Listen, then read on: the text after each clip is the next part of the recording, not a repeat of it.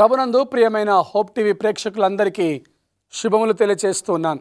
ప్రియులారా, దేవుని చిత్తము జరిగించుట అనే ఈ శీర్షికలో మరో అద్భుతమైన దేవుని వాక్యమును బట్టి మనమందరము కూడా దేవుని యొక్క సన్నిధిలో వాక్యము ద్వారా ఆశీర్వదించబడి, వాక్యములో బలపరచబడి, వాక్యమునకు లోబడి, వాక్యానికి మన హృదయాలు సమర్పించుకొని దేవుని చిత్తాన్ని జరిగించే వారిగా ఉండాలని మరో అద్భుతమైన అవకాశాన్ని దేవుడు మనకు అనుగ్రహించి ఉన్నాడు. రండి, కలిసి దేవుని వాక్యాన్ని చదువుకొని దేవుని చిత్తము మన జీవితంలో కూడా నెరవేర్చినట్లుగా మనల్ని మనము దేవునికి సమర్పించుకుందాం. ఈ సమయమందున యోనా గ్రంథము 1వ అధ్యాయము 9వ వచనం నుండి కొన్ని మాటలు చదువుకుందాం. యోనా గ్రంథం 1వ అధ్యాయము 9వ వచనం నుండి 12 వచనాలు మనం చదువుకున్నట్లయితే, అతడు వారితో ఇట్లా నేను ఎబ్రియుడను, సముద్రమునకును భూమికిని సృష్టికర్త అయిన ఆకాశమందుండు దేవుడైన యెహోవాయందు నేను భయభక్తులు గలవాడనై ఉన్నాను. తాను యెహోవా సన్నిధిలో నుండి పారిపోవచ్చున్నట్లు అతడు ఆ మనుషులకు తెలియజేసి ఉండను గనుక వారు ఆ సంగతి తెలుసుకొని మరింత భయపడి నీవు చేసిన పని ఏమని అతనిని అడిగిరి. ప్రియ సంగమా, చదవబడినటువంటి ఈ 2 వచనాల్లో ఒక ప్రాముఖ్యమైనటువంటి మాట ఏంటో మనం చూసుకుందాం. తాను యెహోవా సన్నిధిలో నుండి పారిపోవచ్చున్నట్టు అతడు ఆ మనుషులకు తెలియచేసి ఉండెను. తాను యెహోవా సన్నిధిలో నుండి పారిపోవచ్చున్నట్లు చెప్పి ఉన్నాడు. ఈ యొక్క గ్రంథంలో కేవలము 4 అధ్యాయాలు.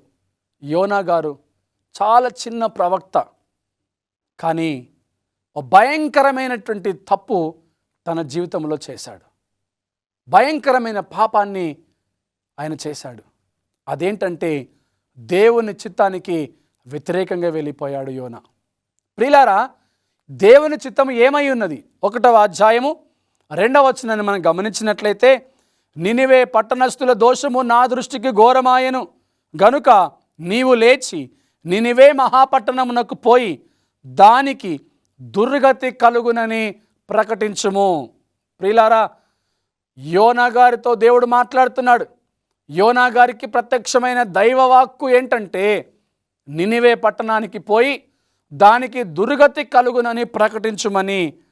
ఎందుకంటే ఆ యొక్క పట్టణము దేవుని దృష్టికి ఘోరమైంది కనుక ఆ పట్టణానికి నాశనము రాబోతుందని, ఆ పట్టణానికి కీడు సంభవించబోతున్నదని ప్రకటించమని దేవుడు యోనాను ఏర్పాటు చేసుకొని నినివే మహాపట్టణానికి పంపించాలి.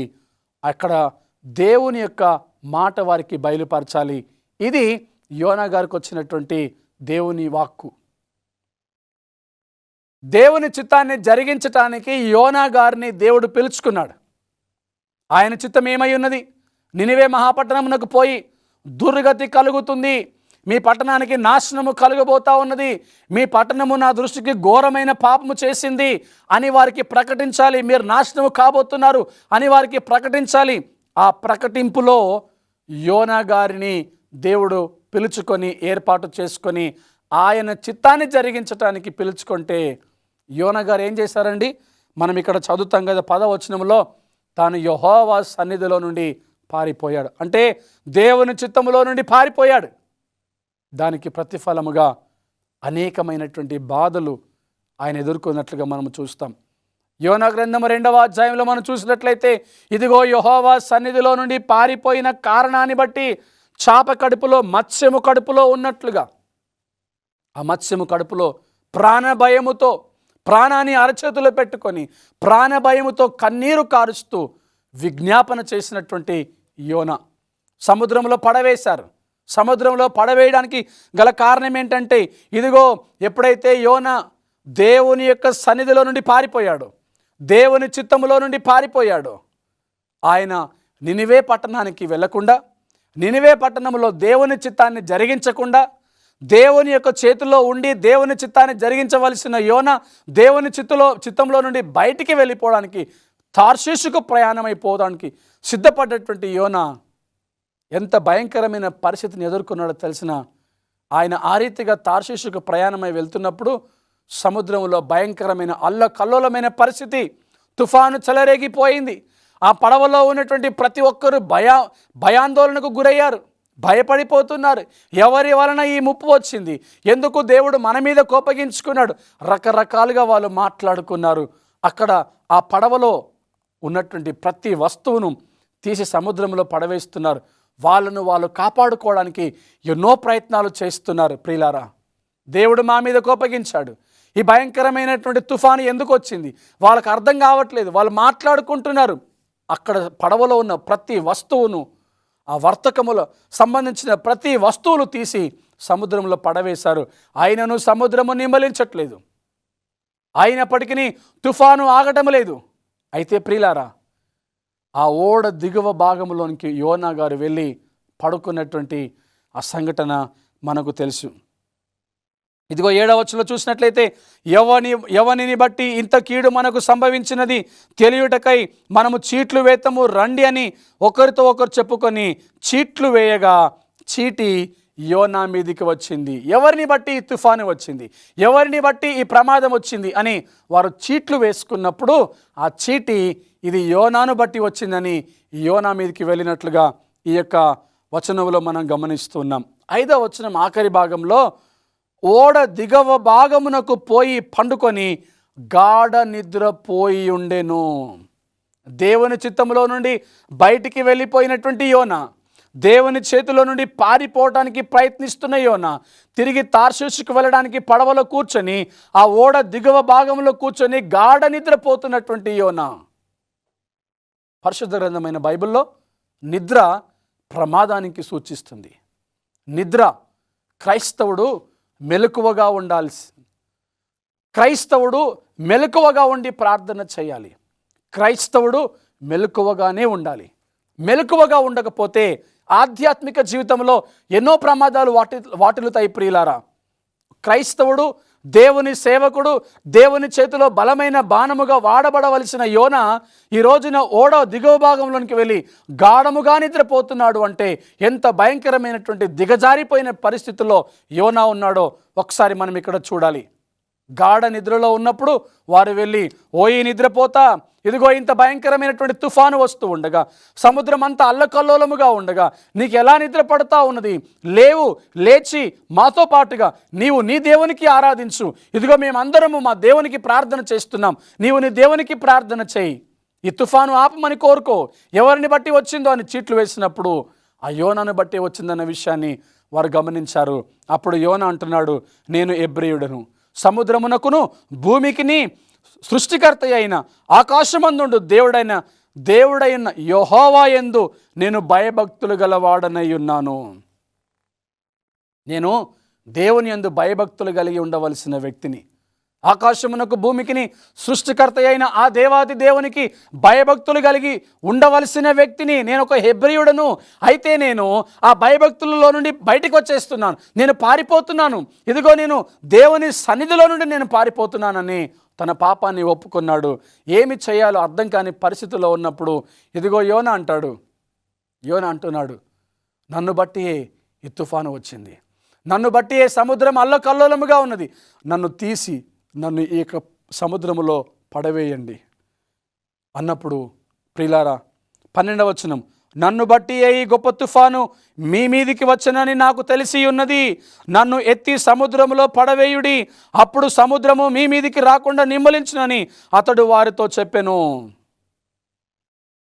చూడండి ప్రియులారా, దేవుని చిత్తానికి వ్యతిరేకంగా పారిపోయిన యోనా ఇదిగో ప్రార్థన చేస్తూ ఉండగా ఆ చీట్లు వేస్తూ ఉన్నప్పుడు చీటి వారి మీదకి వచ్చినప్పుడు ఆ చీటిని బట్టి యోనా అంటాడు, ఇదిగో నేను దేవుని సన్నిధిలో నుంచి పారిపోయాను, ప్రార్థనాపూర్వకంగా ఉండవలసిన వ్యక్తిని, భయభక్తులు కలిగి ఉండవలసిన వ్యక్తిని, దేవుడు ఎక్కడికి పంపిస్తే అక్కడికి వెళ్ళవలసిన వ్యక్తిని, దీన స్థితిలో ఉండ ఎరగవలసిన వ్యక్తిని, సంపన్న స్థితిలో ఎరగవలసిన వ్యక్తిని, ఆకలితో ఎరగవలసిన వ్యక్తిని, కడుపు నిండి ఉండుట కూడా ఎరగవలసిన వ్యక్తిని. అలాంటి నేను ఈరోజు ఆ నినివే పట్టణానికి వెళ్ళటానికి నా మనసును మార్చుకొని దేవునికి వ్యతిరేకంగా పాపము చేస్తూ ఇంత గొప్ప దుష్కార్యానికి నేను ఒడిగట్టాను, నన్ను ఎత్తి సముద్రంలో పడవేయండి అని చెప్పినప్పుడు వారు ఆ రీతిగా సముద్రంలో యోనాను పడవేస్తూ ఉన్నారు. వెంటనే ఒక పెద్ద మత్స్యము వచ్చి యోనాను మృంగివేయటం, అది దేవుని ఆజ్ఞ ప్రకారంగా సురక్షితముగా యోనా ఆ మత్స్యపు కడుపులో ఉండి ప్రార్థన చేయటం మనమందరము చూస్తూ ఉంటాం ప్రియులారా. అయితే యోనా గారు ఆ యొక్క చాప కడుపులో, మత్స్యము కడుపులో ఉండి ప్రార్థన చేస్తున్నటువంటి అనుభవము. పాతాళ గర్భములో నుండి నేను కేకలు వేయగా నీవు నా ప్రార్థన అంగీకరించి ఉన్నావు. నీవు నన్ను అగాధమైన సముద్రంలో పడవేసి ఉన్నావు. ప్రవాహములు నన్ను చుట్టుకొని ఉన్నవి. నీ తరంగములను నీ కురులను నన్ను కప్పి ఉన్నవి. నీ సన్నిధిలో నుండి నేను వెలివేయబడినను నీ పరిశుద్ధాలయము తట్టు మరలా చూచెదననుకొంటిని.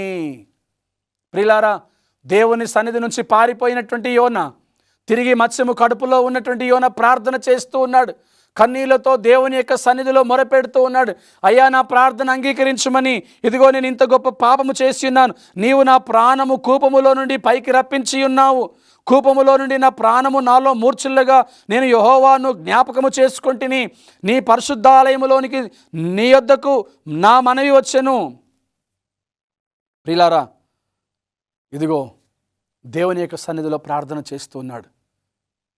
ఆయన సన్నిధిని ప్రార్థన చేసినప్పుడు ఆ ప్రార్థన విన్నటువంటి దేవుడు తిరిగి యోనాను మత్స్యం యొక్క కడుపులో నుంచి సురక్షితముగా బయటికి తీసుకొని వచ్చి ఒడ్డున వేసినప్పుడు ఆ రీతిగా మారు మనసు పొందుకున్నటువంటి యోనా వెళ్ళి నినివే పట్టణస్థులకు ప్రకటిస్తూ ఉన్నాడు. ఏమని ప్రకటిస్తున్నాడు? 3వ అధ్యాయము మనం చూసినట్లయితే 4వ వచనం. యోనా ఆ పట్టణములో ఒక దిన ప్రయాణమంత దూరము సంచరించుచు ఇక 40 దినములకు నినివే పట్టణము నాశనమగునని ప్రకటన చేయగా. 1వ అధ్యాయము 2వ వచనంలో అన్నాడు, దానికి దుర్గతి కలుగునని ప్రకటించుము, నా దృష్టికి ఘోరమాయెను, ఆ పట్టణానికి దుర్గతి కలుగునని ప్రకటించుము అన్నటువంటి మాట 3వ అధ్యాయము 4వ వచనంలోనికి వచ్చేసరికల్లా యోనా ఒక దిన ప్రయాణమంత దూరము సంచరించుచు ఇక 40 దినములకు నినివే పట్టణము నాశనము కలుగునని ప్రకటించాడు. ఈ ప్రకటన చేయబడినప్పుడు దేవుడు ఎందు నిమిత్తమైతే ఆ నినివేకి పంపించాడో ఆ కార్యము యోనాతో ముగించబడింది. ఇది గమనించినటువంటి యోనా, సువార్తను ప్రకటించాను, దేవుని వాక్యాన్ని బోధించాను, దేవుడు చెప్పమన్న మాటలు చెప్పాను, ఇక నా పని అయిపోయిందని వెళ్ళి ఊరు యొక్క నాశనమును చూడడానికి ఆసక్తితో ఎదురు చూస్తున్నాడు. అది యోనా గారి యొక్క జీవిత ఆలోచన. కానీ ప్రియులారా, ఎప్పుడైతే నినివే పట్టణపు వారు యోనా చెప్పినటువంటి మాటలు విన్నారు, యోనా ప్రకటించిన మాటలు విన్నారు, వారు చేసిన పని ఏంటో తెలిసిన 3వ అధ్యాయం 5వ వచనం. నినివే పట్టణపు వారు దేవుని యందు విశ్వాసం ఉంచి ఉపవాస దినము చాటించి గనులేమి అల్పులేమి అందరూ గోనె పట్ట కట్టుకొనిరి. ప్రియులారా, ఆ యొక్క వాక్యాన్ని ప్రకటించినటువంటి యోనా, దైవజనుడిగా వచ్చి దుర్గతి కలుగుతుందని ప్రకటించినటువంటి యోనా వెళ్ళి ఆ పట్టణం యొక్క నాశనాన్ని చూడడానికి కూర్చున్నాడు. కానీ ఆ ప్రకటన విన్నటువంటి ప్రజలు ఏం చేశారంటే దేవుని యందు విశ్వాసం ఉంచి ఉపవాస దినమును చాటించి గనులేమి అల్పులేమి అందరూ గోనె పట్ట కట్టుకొనిరి. నా ప్రియమైన సహోదరి సహోదరులారా, దుర్గతి, దుర్వార్త అంటే మేము నాశనం అయిపోతున్నాం, మేము చనిపోతాము అనే మాట వారు విన్నప్పుడు మేము బ్రతకాలి, మేము బాగుపడాలి, మేము నాశనం అవ్వకూడదు అనే ఆలోచనతో వారు ఏం చేశారండి? దేవుని యందు విశ్వాసం ఉంచి ఉపవాస దినమును చాటించి గనులేమి అల్పులేమి అందరూ గోనె పట్ట కట్టుకొని ప్రార్థన చేశారు దేవుని యొక్క సన్నిధిలో.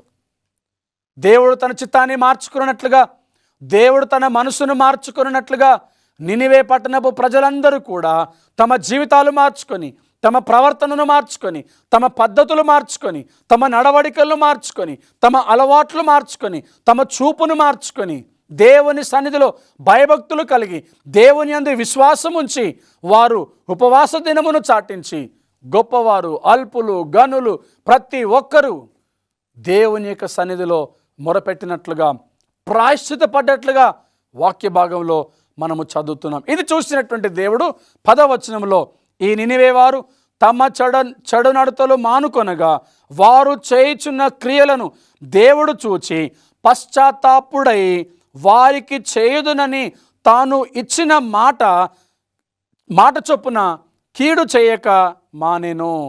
అద్భుతం ఎంత గొప్పగా ఉంది చూడండి ప్రియులారా. యోనాను పంపించిందేమో దుర్గతి కలుగునని ప్రకటించుము, ఆ పట్టణము నా దృష్టికి ఘోరమాయెను అని. సువార్తికుడు వెళ్ళాడు, యోనా గారు వెళ్ళి ప్రకటించాడు. అయినప్పటికీ ప్రియులారా, ఆ ప్రజలు మనసు మార్చుకొని ప్రార్థన చేసిన కారణాన్ని బట్టి, ఆ ప్రజలు తమ జీవితాల్లో మార్చుకున్న కారణాన్ని బట్టి సాక్షాత్తు దేవాతి దేవుడే తన నిర్ణయాన్ని మార్చుకున్నాడు, తన ఆలోచన మార్చుకున్నాడు. ఆయన అంటాడు కదా ఇక్కడ చూడండి, ఈ నినివే వారు తమ చెడు నడతలు మానుకొనగా వారు చేయుచున్న క్రియలను దేవుడు చూచి పశ్చాత్తాపుడై వెంటనే వారి క్రియల్ని మార్చుకున్నారు, వారి పద్ధతుల్ని మార్చుకున్నారు, వారి మాట తీరు మార్చుకున్నారు, వారి ఆలోచనల్ని మార్చుకున్నారు, వారి చూపును మార్చుకున్నారు, దేవుని యందు విశ్వాసం ఉంచారు, భయభక్తులు కలిగి ఉన్నారు, ఉపవాస దినాన్ని ప్రకటించుకున్నారు, గనులేమి అల్పులేమి అందరూ గోనపట్ట కట్టుకున్నారు. వారి ప్రవర్తన మారిపోయింది, వారి బుద్ధి మారిపోయింది, వారి ఆలోచన మారిపోయింది. ఇది గమనించిన యెహోవా దేవుడు పశ్చాత్తాపుడై వారికి చేయుదనని తాను మాట ఇచ్చిన కీడు చేయక మానెను. ఎంత అద్భుతమండి! దేవుడు వారికి కీడు చేస్తానని మాట ఇచ్చాడు, కానీ ఆ మాట వెనక్కి తీసుకున్నాడు. తాను మాట ఇచ్చిన కీడు చేయక ఆ పని మానుకున్నాడు. ఇది ఈ ప్రజల వైపు ఉన్నటువంటి ఉద్దేశం. ఇక్కడ మనం గమనించినట్లయితే 4వ అధ్యాయంలో యోనా దీన్ని చూచి బహు చింతాక్రాంతుడై కోపగించుకొని అనే పదాన్ని, దేవుని చిత్తము జరిగించవలసిన వాడు యోనా, దేవుని చిత్తానికి అనుగుణంగా నడుచుకోవలసిన వాడు యోనా, కానీ ఇది చూచిన యోనా కోపగించుకుంటున్నాడు. ఎందుకు? నినివే పట్టణపు ప్రజల మీదకి రావాల్సిన కీడు రావటం లేదు. దేవుడు తన చిత్తాన్ని మార్చుకున్నాడు. నినివే పట్టణపు ప్రజలు తమ జీవితాలు మార్చుకుంటే, తమ పద్ధతుల్ని మార్చుకుంటే, దేవుడు తన నిర్ణయాన్ని మార్చుకున్నాడు. తాను కీడు చేస్తానని మాట ఇచ్చిన మాట వెనక్కి తీసుకున్న కారణాన్ని బట్టి యోనా చింతాక్రాంతుడై కోపగించుకున్నాడు. యెహోవా, నేను నా దేశమందుండగా ఇట్లు జరుగునని నేను అనుకుంటుని కదా, అందువలననే నీవు కటాక్షమును జాలియును బహుశాంతమును అత్యంత కృపగల దేవుడవై ఉండి పశ్చాత్తాపపడి కీడు చేయక మానుదువని నేను తెలుసుకొని దానికి ముందుగానే తార్షీషునకు పారిపోతిని. దేవుని చిత్తాన్ని జరిగించవలసిన ఒక వ్యక్తి దేవునికి వ్యతిరేకంగా పాపము చేసి తిరిగి ప్రాయశ్చిత్తముగా చాప కడుపులోనికి వెళ్ళి మనసు మార్చుకున్న ఒక వ్యక్తి మాట్లాడవలసిన మాటలు కాదండి.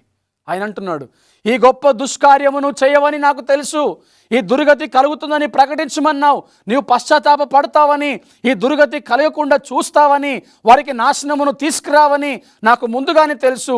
ఎందుకు అంటే నీవు కటాక్షము కలిగిన దేవుడవు, జాలి కలిగిన దేవుడు, బహుశాంతమును అత్యంత కృప కలిగిన దేవుడవు.